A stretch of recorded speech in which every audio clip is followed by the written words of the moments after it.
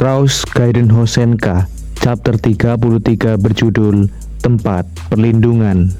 Kembali kaulah judo. Setelah sebulan mereka menghilang, mereka kembali dari hasil latihan mereka. Gamera latihan gulat dengan tim profesional orang tuanya. Susumu latihan judo di dojo rumahnya. Masa pun sama telah berlatih dengan keras. Maru kembali belajar taekwondo dengan guru SMP-nya. Daiko yang berlatih di gym milik gangster kenalan pamannya. Dan Teraka Dobuta yang naik ke gunung untuk berlatih. 6 orang petinggi Hosen dengan kemampuan yang sudah jauh meningkat dibanding sebelumnya, siap untuk menuntut balas, bahkan berambisi menduduki puncak kota. Sementara di Kurosaki, Usui dan Denjiro yang bersama membahas Hosen yang hancur. Usui belum melihat siswa Hosen selama sebulan. Usui memuji Denjiro atas usahanya dan mungkin ia akan diangkat menjadi petinggi. Dalam 2 tahun lagi, Denjiro berambisi berada di puncak kota bersama Usui. Lalu mereka mengetuk pintu ruangan para petinggi. Kageyama menyambut mereka dengan baik. Usui yang duduk bersama para petinggi, ia bertanya pada bos mereka terkait rencana selanjutnya yang menargetkan SMA Toyodai. Namun sebelum membahas itu, Kageyama meminta Denjiro untuk keluar. Hal itu mengejutkan Denjiro dan juga Usui. Kageyama mengatakan rencana menghancurkan Toyodai tak ada hubungannya dengan Denjiro. Misi menghancurkan Hosen sudah selesai, maka itu sudah cukup. Dan Kageyama berterima kasih untuk itu. Meski Denjiro berpikir kontribusinya cukup besar, Kageyama tak berpikir Denjiro tak bisa menjadi petinggi hanya dengan kontribusi besar itu. Menurutnya, petinggi Kurosaki yang sekarang sudah lebih dari cukup, yang mana ini berarti Denjiro hanya dipandang sebelah mata. Kageyama sudah tak membutuhkan Denjiro lagi. Ia mengingatkan sejak awal ia tak pernah menjanjikannya jika ia berkontribusi besar maka ia akan jadi petinggi, kecuali Denjiro memiliki informasi tentang Toyodai. Denjiro yang merasa terbuang mengepalkan tangannya. Ia tak terima dengan sikap Kageyama. Kageyama tiba-tiba memanggil seseorang untuk masuk ke ruangan. Dia berkata, giliran orang itu yang menggantikan tugas Denjiro. Ia memiliki informasi tentang Toyodai dan akan lebih berguna. Lalu Kageyama meminta Denjiro untuk keluar, pulang dan mengganti bajunya dengan seragam seperti bawahan lainnya. Ketika Denjiro mencoba menyela, Kageyama sudah tak mendengarkannya lagi. Hal itu membuat Denjiro berteriak. Ia marah karena dibuang begitu saja. Ia menunjuk ke orang baru yang dipanggil Kageyama karena ia mengambil tempat perlindungannya. Denjiro maju menyerang Kageyama, tapi usaha itu dihalangi oleh Ai. Ia menjatuhkan Denjiro lalu memberikan kuncian pada Denjiro. Honjo bertanya apa yang harus mereka lakukan dengan Denjiro. Kageyama mengajari Denjiro ia butuh orang-orang yang kuat. Lalu ia menyuruh Usui yang memberi pelajaran pada Denjiro. Meski dengan berat hati, Usui tak bisa menolak perintah Kageyama. Secepat itu, Usui melupakan janji yang ia buat untuk berdiri bersama Denjiro. Usui berkata, ia hanya memiliki satu tujuan, yaitu mencapai puncak kota. Ia sudah menemukan jalannya sendiri, dengan Daijin dari susuran adalah target utamanya. Lalu Kageyama menekan Usui agar menentukan pilihannya segera. Jika mengkhianati Kageyama, maka seisi Kurosaki akan menjadi musuhnya dan ia akan diusir. Kageyama juga tak akan memaafkannya, sedangkan ia juga tak punya kesempatan untuk melawan atau akan menanggung akibatnya. Beberapa saat kemudian, Rei datang menemui Kageyama secara pribadi. Ia menyinggung tingkah Kageyama yang semakin keterlaluan. Kageyama berdalih, menggunakan kekuatan dan ketakutan untuk menekan sangatlah efektif. Namun, jika terus bersikap kejam, lambat laun tak ada lagi yang mau mengikutinya. Kageyama menilai Rei salah memandangnya karena Kageyama hanya memberikan tempat spesial pada orang-orang yang menurutnya pantas. Bukannya ia tak puas dengan pencapaian seseorang. Tapi mereka tak lebih dari orang-orang bodoh yang melakukan apapun tapi ingin memiliki popularitas dan posisi. Rei pikir Denjiro punya pencapaian yang bagus, tetapi tidak bagi Kageyama. Ia tetap pada pendiriannya, bahkan ketika Rei memanggil Kageyama dengan nama masa kecilnya, Subaru. Kageyama bukanlah yang dulu. Ia berkata pada Rei, pasti paham dengan keputusannya, karena hanya dia yang bisa memahami Kageyama. Sementara Denjiro yang telah diusir dan mendapatkan hukumannya memutuskan untuk meninggalkan Kurosaki. Ia menyesalkan akhir yang tak sesuai harapannya. Ia mulai mempertanyakan kesalahan jalannya. Meski mengalahkan Maru, posisinya tetap tak berubah. Kini Denjiro malah menyalahkan masa lalunya. Ia semakin membenci Maru. Ia bahkan berharap jika saja ia tak bertemu Maru sejak SMP, ia tak akan menjadi seperti ini. Di waktu yang bersamaan, rombongan Hosen tengah menuju ke suatu tempat pertemuan. Namun buta tanpa sengaja melihat Denjiro yang sudah berdiri menghadang jalan mereka. Kamera yang melihat kemunculan Denjiro dari Kurosaki menjadi emosi, tetapi buta memintanya untuk tenang. Kemunculan Denjiro Kurosaki sedikit lebih cepat dari yang Maru kira. Kini Maru meminta izin pada buta untuk mengurus Denjiro, sedangkan mereka tetap pergi ke tempat pertemuan sesuai rencana. Daigo meminta Maru agar tak mengacaukan agenda mereka. Maru berkata, meski Denjiro memiliki bekas luka, tapi wajahnya masih seperti saat di SMP. Ia tahu betul tujuan Denjiro hanya untuk mengalahkannya. Maka Maru mengajak Denjiro duel di tempat yang lebih sepi. Kesempatan kali ini tujuan Denjiro hanya untuk membunuh Maru. Kini mereka berpindah ke pinggir sungai, di mana Maru dan Denjiro sudah saling berhadapan. Maru menyinggung Kurosaki yang meremehkan Hosen karena mengira telah hancur total. Denjiro justru menyalahkan Maru karena jika bukan karenanya, ia sudah memiliki kehidupan yang lebih baik sekarang. Lalu Maru mengingatkan Denjiro, dirinya belum pernah sekalipun dikalahkan olehnya. Denjiro mengepalkan tangannya. Ucapan Maru menyulut emosi Denjiro. Denjiro maju menyerang Maru. Dengan cepat, Maru sudah bersiap dengan tendangan memutarnya.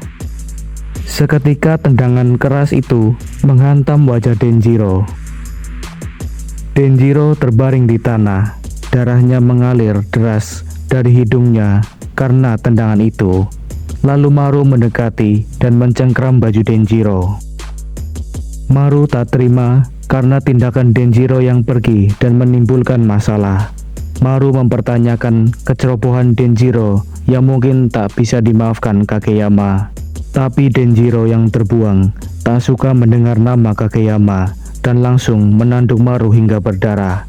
Sebenarnya Maru masih tak paham pilihan Denjiro yang lebih memilih Kurosaki.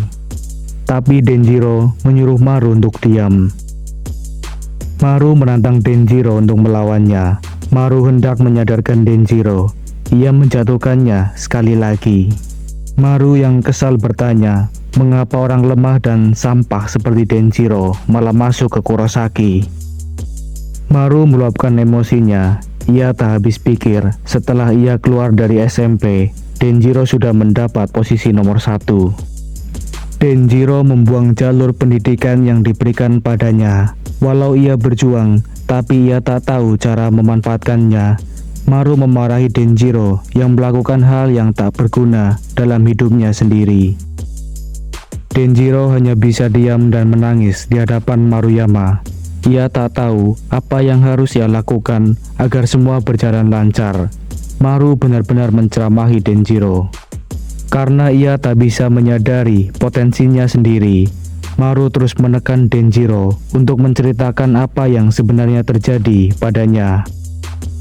Barulah Denjiro menceritakan setelah ia berhasil membuat sisi sekolah membenci Maru dan melenyapkannya, malah gilirannya yang diasingkan sisi sekolah. Menurutnya, begitulah kehidupan di sekolah. Ketika orang buangan menghilang, maka mereka mencari orang baru untuk menggantikan sampah itu. Denjiro yang terasingkan memilih untuk tak pergi ke sekolah. Tetapi Maru juga mengalami hal serupa. Ketika nilainya turun, orang tuanya bahkan menelantarkannya. Orang tuanya memaksa Maru mendapat nilai 100 di semua mata pelajaran. Dan ketika gagal, mereka membuang Maru. Bahkan adiknya diminta agar belajar bersekolah di tempat yang bagus. Kalimat yang tertanam dalam hati Maru adalah, "Jangan jadi seperti kakakmu. Jika seperti kakakmu, kau tak akan memiliki masa depan." Kalimat itu membuat Maru merasa dianaktirikan. Ia menunjukkan dirinya sama dengan Denjiro. Denjiro yang mendengarkan kini membuka diri untuk bercerita, yang mana ia kini sudah tak punya tempat tinggal dan sekarang ia juga terbuang dari Kurosaki. Ia benar-benar tak tahu apa yang harus ia lakukan. Baik Denjiro maupun Maru, keduanya sama-sama meneteskan air mata. Maru memiliki kisah pahit. Ia terbuang dari keluarga dan orang tuanya lebih menyayangi adiknya. Yang dilakukan orang tuanya hanya memberi uang dan tak pernah sekalipun mengatakan apapun atau sekedar menanyakan kabarnya. Denjiro menangis sejadi-jadinya pun dengan Maruyama. Denjiro tak mengetahui bukan hanya dirinya yang terbuang. Lalu ia meminta maaf pada Maru. Setelahnya, mereka kini bisa duduk bersebelahan. Maru bertanya pada Denjiro apa yang ia lakukan sekarang, sedangkan ia tak bisa kembali ke Kurosaki. Tapi Denjiro juga tak tahu mau kemana. Dengan tulus, Maru mengajak Denjiro ikut dengannya. Denjiro sempat pesimis, orang-orang Hosen akan menerimanya setelah ia menjadi musuh mereka dan bahkan ikut menghancurkannya. Namun Maru yakin, meski orang-orang Hosen itu bodoh, tapi sebenarnya mereka sangatlah baik. Maruyama pun berdiri dan mengajak Denjiro ikut bersamanya. Chapter 34, memulai serangan balik. Beberapa saat kemudian, Maru bersama Denjiro yang ikut berkumpul di kafe. Awalnya Denjiro merasa canggung ikut duduk bersama mereka. Para petinggi Hosen sudah berkumpul. Suasana begitu kaku hingga Denjiro berpikir untuk pulang. Namun Buta menahan kepergiannya. Buta memintanya untuk mendekat. Ia mengetahui Denjiro punya banyak masalah dan memberanikan diri untuk datang ke perkumpulan petinggi Hosen. Buta lalu membeberkan rencana untuk mengalahkan Kurosaki besok. Denjiro terkejut dengan rencana Hosen, yang mana Buta mengajak Denjiro untuk turut ikut dengan mereka. Tanpa berpikir panjang, Denjiro yang sudah bukan bagian dari mereka mengiyakan ajakan Buta. Semua pasang mata kini sudah bersiap untuk rencana itu. Lalu Buta memulai pembahasan mereka, di mana ia memanggil Yahagi dan Itokon, yang mana mereka sudah selesai melakukan tugas untuk mengumpulkan informasi. Bahkan Yahagi sudah mencatat semua nama-nama siswa Kurosaki, karena Buta akan mengirim pasukan untuk menyerang mereka. Sedangkan para petinggi akan diurus petinggi Hosen. Kini tinggal menentukan siapa lawan siapa. Denjiro tak percaya mereka benar-benar akan melakukannya. Padahal mereka masih kelas 1. Namun tak ada lagi keraguan menurut kamera. Semua bisa dilakukan sekarang. Dengan kepercayaan diri yang begitu tinggi, Denjiro meyakini mereka semua kini telah bertambah kuat. Saat hendak menentukan lawan, Yahagi memotongnya. Ia berkata, setiap petinggi Kurosaki selalu membawa 3 orang sebagai pengawal kemanapun mereka pergi. Denjiro menawarkan bantuannya, di mana ia akan memisahkan para petinggi dengan pengawalnya. Bantuan Denjiro akan sangat penting nantinya demi memuluskan rencana mereka. Lalu Denjiro meminta waktu berdiskusi dengan Yahagi dan Itokon untuk melihat apa ada hal lain yang bisa ia lakukan. Singkatnya, Susumu akan menangani Usui, Gamera akan menangani sophomore Honjo. Rei akan menjadi lawan yang pas untuk Maru. Daigo punya hutang pada Jin, dan tentunya Buta akan melawan Jenderal Kurosaki, Kageyama Subaru.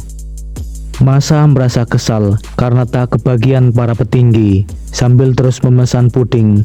Namun meski begitu, Masa, Yahagi, Itokon, dan Denjiro memiliki peran yang membantu mereka melancarkan rencana. Karenanya, Masa dan Denjiro yang akan memimpin pasukan untuk meratakan seisi Kurosaki. Lalu Buta meminta semuanya untuk menyebarkan informasi tentang pertemuan hari ini, dan besok Hosen akan menghancurkan Kurosaki. Hari pembalasan yang sudah dinantikan akhirnya tiba, saatnya mereka beraksi. Keesokan harinya, bagi Kurosaki itu hanya hari-hari pada umumnya. Mereka masih nyaman merokok dan bersekolah, masih menggosip satu sama lain tanpa ada rasa khawatir sama sekali. Sampai ketika mereka sudah dekat dengan sekolah, para orang bodoh itu terkejut saat menyadari di depan sekolah telah dipenuhi orang-orang berkepala botak. Masa sudah menyambut mereka bersama pasukan botak Hosen pembunuh. Di stasiun, semuanya berkepala botak. Shishiko yang memimpin pasukan Hosen, dan di bawah jembatan semua juga berkepala botak. Mereka dipimpin Denjiro. Di taman, semuanya juga berkepala botak. Di kawasan perumahan pun sama. Pasukan botak dari Hosen memenuhi penjuru kota, menghancurkan target, mengikuti instruksi Yahagi dan Itokon, membidik yang lainnya, dan terus berlanjut meratakan Kurosaki. Dan kemudian pada saat yang sama, dalam kegilaan itu, Rei yang baru keluar dari rumahnya akan membeli makanan dan minuman di jalan. Namun ia sadar tak ada yang menjemputnya pagi itu, sampai ia tersentak melihat yang menjemputnya adalah petinggi Hosen, Maruyama Yoshiki. Di tempat lain, Susumu juga sudah menunggu Usui keluar dari kamarnya. Susumu melemparkan batu untuk memancingnya keluar. Usui sempat terkejut ketika melihat seragam Hosen di depan rumahnya. Anak-anak Hosen tak akan membiarkan siapapun lolos. Pun dengan Gamera yang sudah berdiri di depan rumah Honjo. Di pagi hari itu, Gamera terus berteriak meminta Honjo keluar. Tak ada seorang pun yang bisa melarikan diri. Serupa dengan yang lainnya, Daigo sudah membuntuti Jin. Jin yang tak perlu pengawal lebih mudah ditemukan. Kini Daigo langsung ke tujuannya, memanggil Jin. Para petinggi Hosen kini sudah bertemu dengan target mereka masing-masing. Rencana Hosen jelas meratakan Kurosaki di waktu yang bersamaan. Sementara itu, di industri Kurosaki, Kageyama Subaru yang seorang diri di sana tengah menuju singgasananya. Kageyama melihat Kurosaki yang sangat sepi, tak ada orang lain di sana selain dirinya. Lalu saat ia membuka pintu, Buta sudah menunggunya. Ia bahkan mengucapkan salam pada Kageyama. Bos Kurosaki adalah orang yang tak akan bisa Buta maafkan. Kageyama kaget dengan kedatangan Buta. Ia mulai bertanya mengenai rencana untuk mengajarnya. Meski ia memperingatkan Buta, dalam 10 menit seisi Kurosaki akan berada di tempat itu. Tetapi tak ada satu orang pun yang datang hari ini. Hanya Buta dan Kageyama. Semua eksekutif saat ini sedang mendapatkan balasannya. Di tempat lain, Susumu yang sudah semakin baik dalam judo berhasil membanting Usui hingga Usui tak mampu lagi melawan. Susumu yang sudah berlatih judo sebulan penuh tak akan kalah melawannya. Di tempat lain, Gamera juga mengungguli Honjo. Meski Honjo melawan, semua terlihat percuma. Gamera sudah mengunci pergerakan Honjo dan berkata ia akan memberi Honjo bantingan paling keras di dunia. Dan kemudian Gamera yang berat badannya melebihi 120 kilo memberikan bantingan keras pada Honjo hingga membuatnya tak sadarkan diri. Begitu pula dengan Maru yang menghajar orang nomor 2 di Kurosaki. ia sudah semakin terlatih menguasai teknik taekwondo dengan baik. Lalu mengakhiri dengan tendangannya untuk menidurkan Ray.